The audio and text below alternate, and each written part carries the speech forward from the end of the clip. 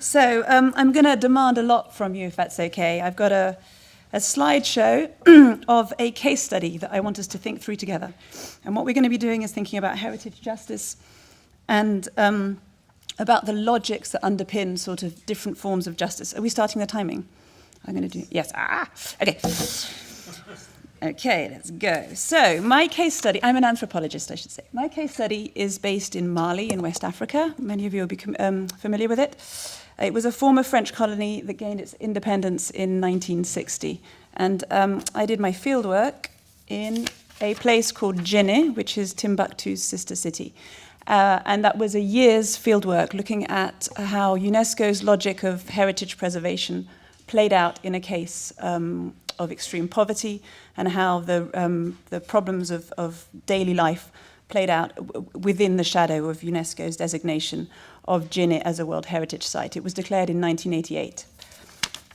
So I want to talk about three things. I want to talk about UNESCO, and then I want to talk about the International Criminal Court, and then I want to talk about how museums play into these same logics that conflate dignity, people, and things. And I just have to say that Wayne did say this is a place for open and difficult conversations, so I hope he meant it. Anyway, so UNESCO, as we all know, UNESCO was founded after the Second World War in this mode of, since wars begin in the minds of men, it is in the minds of men that we must build the defenses of peace. And the idea behind it was, and it was drawing on many French intellectuals, many intellectuals at the time, and it had a very specific form, understanding of what culture was and what dignity was and what humanity was. And what they thought was, if everybody in the world has a stake in our common humanity, then wars will not be repeated. It also presupposes, as you will see, the cognitive unity of mankind, which is important.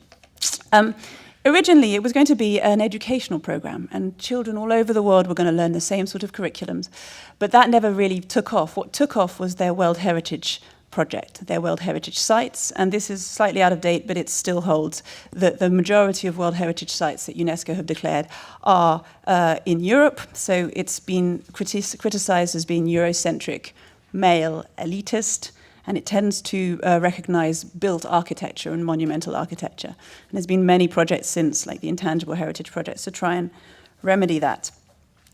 But the logic of this, which is important, I think, for today's discussion, is that it humanizes people through outstanding universal value, a shared outstanding universal value, but very much the heritage is in situ, it's in place, as you can see on this map. It also has many other projects. So it's part of this very, very big project of global, rational, scientific Enlightenment thinking. And it does that in many different ways, and this World Heritage Project is one of many. The thing that has really caught people's attentions is the material, and I think that's important for museums. Why is the material a site of reckoning, and why is the material turned to in terms of these discussions? So for my purposes, Mali was very, very successful in terms of World Heritage, in part because the ex-president of Mali, Alpha Oumar Konaré, was an archaeologist and also an advisor to UNESCO.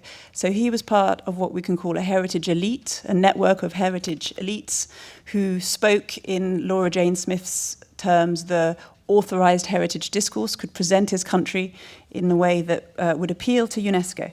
So 4 World Heritage sites and 1 masterpiece of the oral intangible heritage were declared. In case of Djenné, it's also because it is monumental, architectural, and African. So Djenné has become almost, and Timbuktu, very, very important to UNESCO in terms of talking about diversity. As many of you will know, Mali was seized by a coup in 2012, and then there was a destabilization, and then radical Islamists in the north of the country took over Timbuktu and imposed Sharia law on that part of the country. In response, UNESCO came up with a new campaign called Unite for Heritage. And the new campaign, Unite for Heritage, was supposed to be an answer to a conversation started by the radical Islamists. They said, we're destroying stuff, and they would post it online and it would go viral, etc.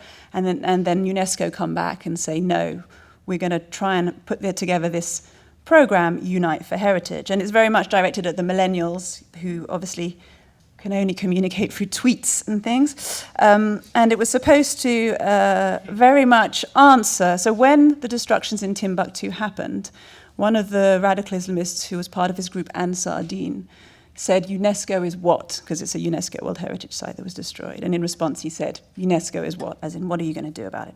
So this is the campaign. And for my purposes, what I find interesting is that Unite for Heritage, under the UNESCO umbrella, bring together armed forces, Interpol, World Customs Organization, museums, leading auction houses, and national governments. So I'm going to criticize this in a second.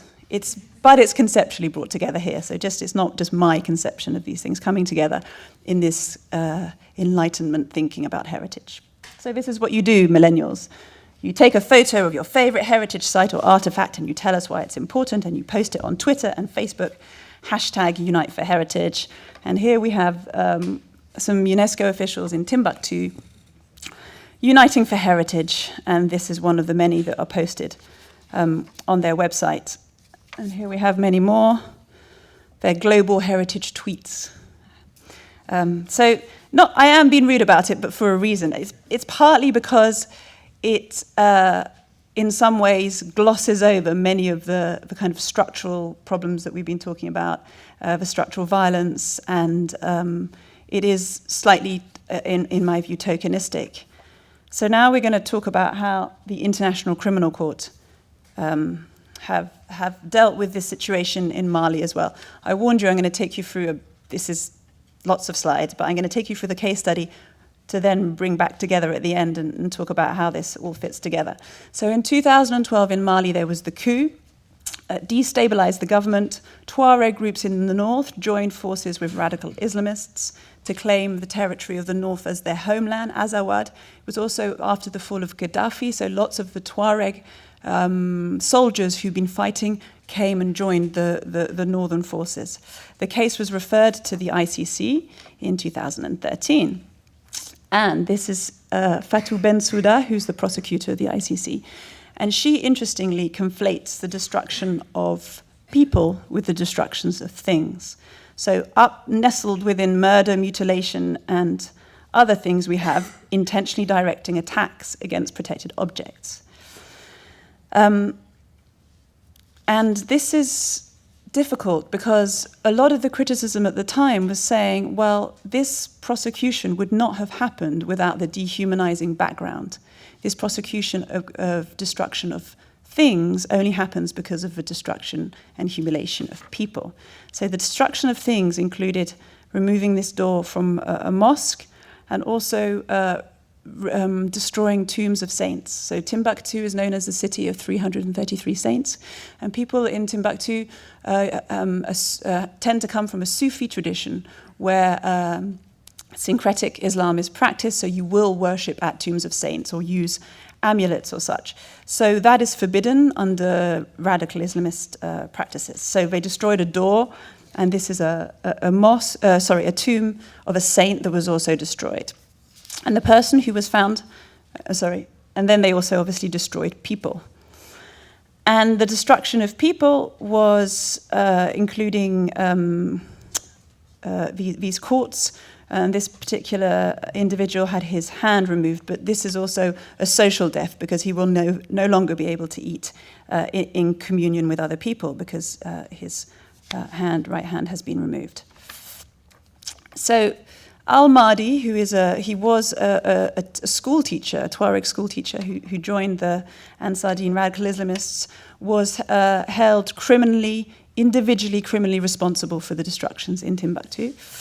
And interestingly, looked like he was going to plead a sort of multiple ontology, different worldview defense, but in the end didn't. He pleaded guilty.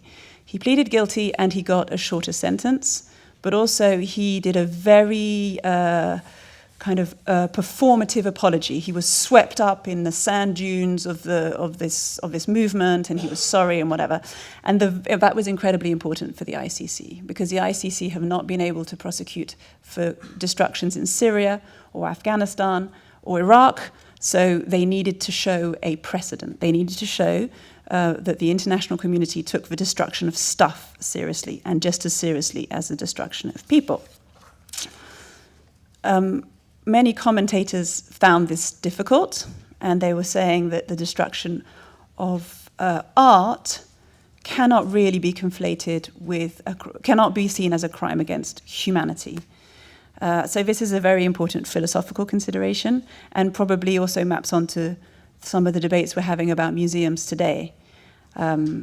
Is the way we treat objects, can that be seen as a crime against humanity, or is it only the backdrop of dehumanization that makes it so?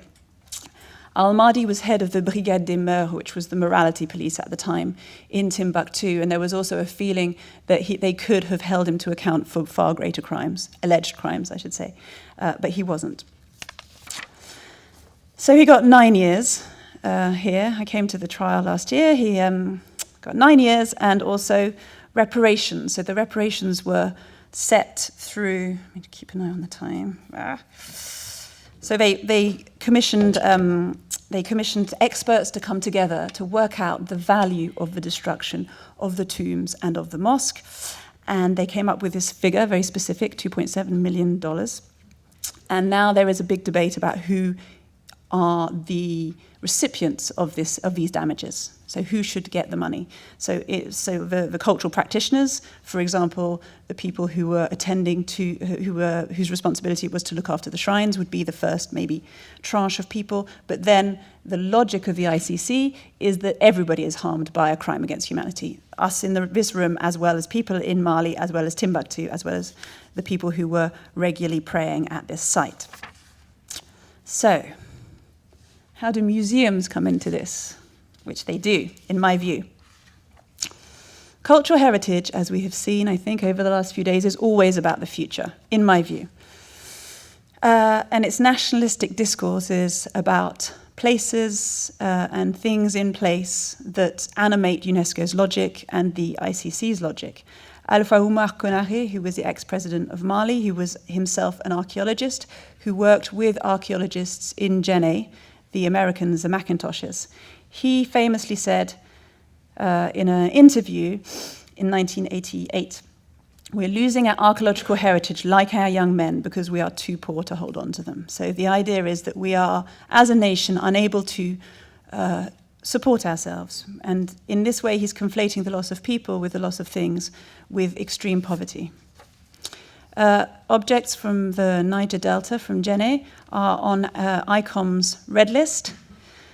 These are the terracottas. This is an anthropomorphic figure from Mali. But they are not only there, and this is Samakir, who is a man who works at the cultural mission in Djenné, and he's showing me the archaeological sites. Now, the archaeological sites around Djenné are now protected, which in practice means that local populations can't go there anymore because they're scared of ongoing looting. The problem being that there is almost, from fieldwork and from my own experience of being there, there's almost a myth of a pre-Islamic Islamic rupture. So the idea, if you speak to archaeologists or some archaeologists, is that people in Djenné are no longer interested in their pre-Islamic material culture because they are now Muslim. That's not what I found. When I was talking to people, they had lots and lots of oral histories and stories about going to the archaeological sites and finding objects. And here you have Monsieur Sao showing me a spear. And the arrowhead from that spear was passed to him from his father, and he's going to pass it to his son. And it's used for the annual rabbit hunting festival, Tabayho, which happens every year, and young men in different parts of the town compete to catch as many rabbits as they can, as fast as they can. Now, another place you find objects from Mali is, unsurprisingly, Sothebys. So this is just looking over the last few weeks. So this is a Dogon figure from a Dogon door. And this is a Djenné terracotta sold by Sothebys in 2016 for near $800,000 US. Now, the problem with that, as we probably all know, is that there are objects like this all over the world, and many of them, what I found hard to do was to work out where they were. So when I was in New Orleans, I was at an African Studies Association conference. Imagine my surprise when I went to the New Orleans Museum of Art and found loads of Djenné objects. I thought, oh, that's interesting. How did they get here? And since I sent emails and tried to get in touch with the curators, etc., nothing, no answer whatsoever. And their online presence is incredibly hard to come by unless you come across it indirectly. In this case, this is a big project that was done by people who were doing research on these objects. And just to say that the museum in Jenne remains empty. There's a museum funded by the EU built in 2010, completely empty, no objects whatsoever.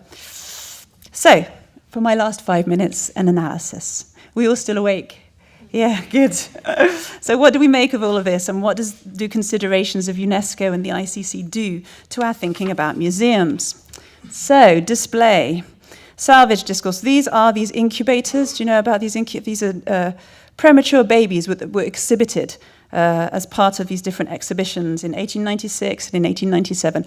The point about this is that the babies were saved by being exhibited because the man, Dr. Cooney, did invent an incubator that allowed for premature babies to be saved. But I think that practices of display have moved on, and dignity and thinking about humanity have moved on. So I would say that that is not a defense.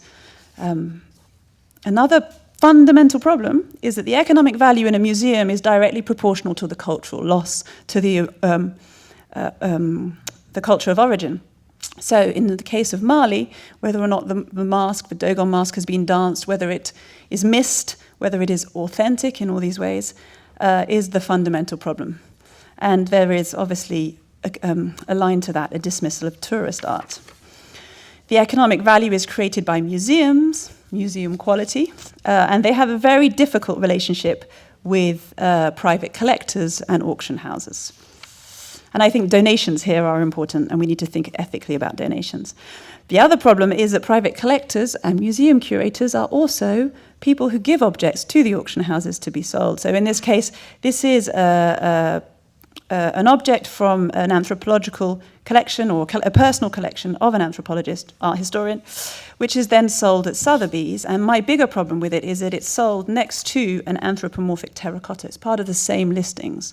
And that anthropomorphic terracotta was sold for $158,000, which is a problem. Another way, and you said you wanted problems, so I'm going for problems. The economic value is created by museums, and it also creates a demand. So the Vallée du Niger exhibition, which was held, I think, here actually, and in France, inadvertently created a spike in looting in Mali because the museum shop and the museum are similar, and people have a desire. And when you create a desire and a love for objects or an appreciation for objects, you create a demand. So, what should we do about it? Archives of welcome. Now, the idea potentially, and we were talking about this yesterday, can objects in museums somehow serve as archives of welcome? They have made the journeys that migrants, are now making. I don't see any evidence of that at the moment, but that is possibly a challenge. In this fantastic new paper, just published in Journal of Material Culture, there is a museum in Paris, Le Palais de la Porte Dorée, which was the former colonial museum, which has become a site for struggle for people who are undocumented migrants. And this photograph shows a person who is doing a sleep-in at the museum as a protest against his undocumented state. So in this really well-written paper, I highly recommend it, the Museum of the Colonies has inadvertently become the Museum of Migration against its will. And this is my final slide. Am I on time? Yeah? Good. So here you have, on one hand, the Palais de la Porte Dorée with all these people who are outside and who are protesting. And then you've got at the Kibani Museum, the Picasso Primitif exhibition, in which cleverly it says that Picasso has been undervalued in his relation to ethnographic art. And we really need to think about that. I would argue that we should look at some of the very interesting work coming out of migration studies.